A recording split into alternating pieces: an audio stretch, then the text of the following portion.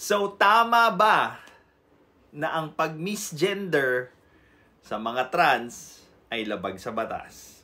Well, it depends, and pag-usapan natin ito sa Pinoy Extreme. Let's do this! This is Pinoy Extreme. And nag-code siya ng batas dito, which is Bawal Bastos Law or Republic Act 11313. Yes, pwede ka makulong, pero depende ito sa intent or context ng pagkakasabi mo.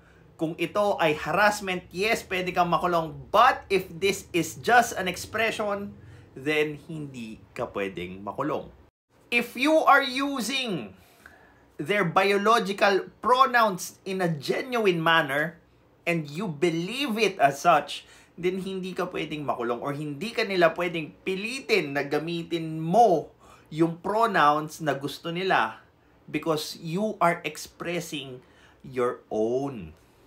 If your intent is not to ridicule or harass the person and you are being genuine about what you believe they are, which is a man, then that is just an expression.